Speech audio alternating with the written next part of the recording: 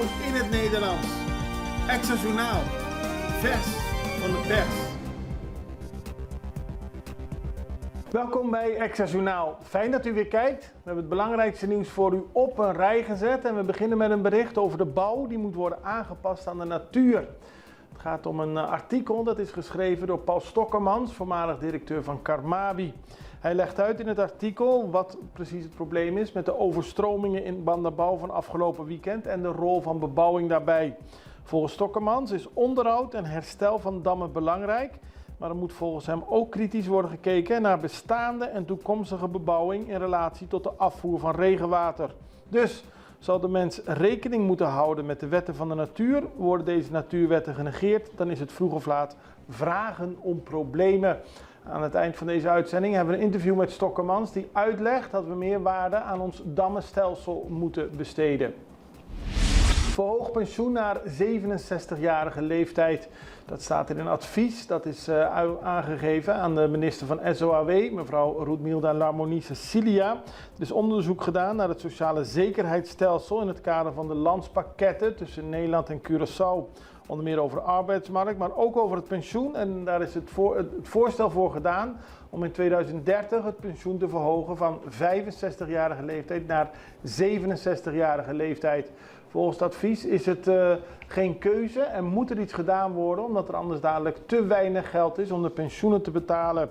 Larmonie Cecilia laat weten dat het niet de enige oplossing is om het pensioen te verhogen. Er moeten ook meer economische activiteiten plaatsvinden op Curaçao. Rekenkamer keurt jaarrekening niet goed. Dat werd deze week bekend. De Algemene Rekenkamer Curaçao kan de jaarrekening van de overheid over 2022 niet goedkeuren. Volgens de Rekenkamer staan er veel fouten en onzekerheden in de jaarrekening. Daarmee geeft het geen deugdelijk beeld. Ook blijkt uit het jaaroverzicht dat het financieel beheer van de overheid nog steeds niet op orde is. De Rekenkamer roept al meerdere jaren op tot een beter functionerend financieel beheer bij de overheid. De Rekenkamer stelt dat de jaarrekening van 2022 weliswaar minder fouten en onzekerheden bevat dan in voorgaande jaren, maar nog steeds voldoende onduidelijkheden om het goed te keuren. Teleton levert 126.000 gulden op. Dat is de uitkomst van een teleton die werd gehouden gisteren in Zambiel voor de bewoners van Bandabouw. Die zijn getroffen door de hevige regenval.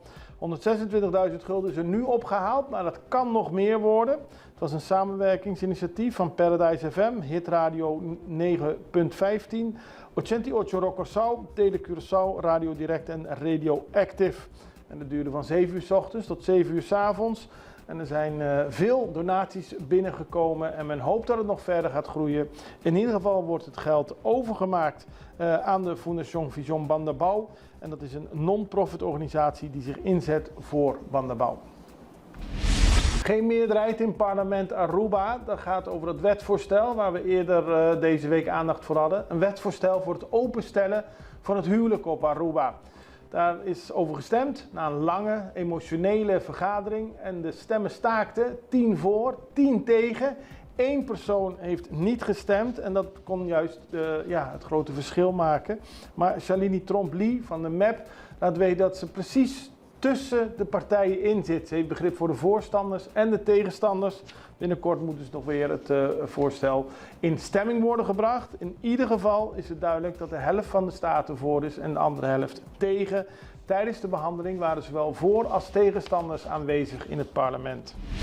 Dan op Curaçao is een naakte man spoorloos. De politie vraagt mensen hulp bij het zoeken naar Edis Koster, een 36-jarige man die dinsdag voor het laatst werd gezien in Kaya Schilling. Hij verliet zijn huis zonder kleren, zonder schoenen en is sindsdien spoorloos. De politie verzoekt iedereen die informatie kan verstrekken over de verblijfplaats van Koster contact op te nemen met het telefoonnummer 917 of het anonieme nummer 108. En dan de voetballegendes op Curaçao. Het was een waar voetbalfeest gisteren bij de venue, de Curaçao venue, naast de luchthaven. Er waren teams van oudspelers van Brazilië, Argentinië, Colombia, Nederland en Curaçao. Onder meer Romário de Sousa Faria van Brazilië, maar ook Carlos Valderrama uit Colombia. En uit Argentinië kwam Arnaldo Ortega. Uit Nederland kwam onder meer Patrick Kluivert op het veld. En er werd genoten van de oudspelers. Grote uitslagen. Argentinië tegen Colombia 5-5. Nederland tegen Argentinië 9-4. En Nederland tegen Curaçao 6-3. Grote wedstrijden die vandaag verder gaan. We gaan even naar een break en zijn zo bij u terug. Extra in Nederland. Van Amsterdam tot Arnhem, van Groningen tot Maastricht, Extra is erbij. Volg Extra Digitaal en blijf op de hoogte van de belangrijkste ontwikkelingen in Nederland. Extra Digitaal is te zien op verschillende platforms en kanalen zoals WhatsApp, YouTube, Facebook, Instagram en ook TikTok. Wilt u ons op de hoogte brengen van een evenement of iets doorgeven? Neem contact op via WhatsApp, e-mail, Facebook of bel gewoon 06 1364 2945. Volg of abonneer je op Extra Digitaal. Klik aan en volg ons.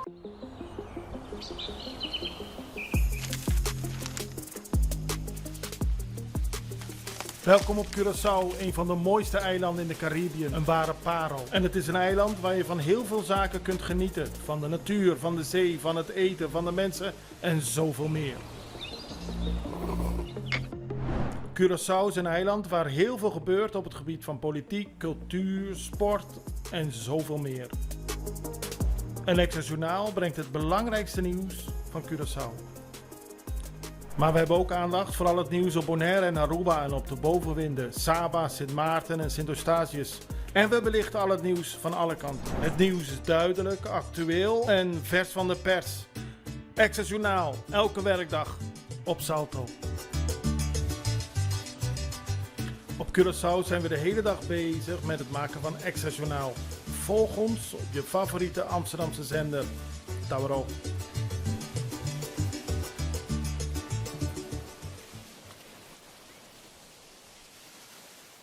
We beginnen op Bonaire, want daar is een oplossing gevonden voor het probleem van de Air Ambulance. Het vliegtuig dat als ambulance fungeert om mensen die dringend wat meer medische behandeling nodig hebben van Bonaire naar Curaçao, Aruba of Colombia te vervoeren.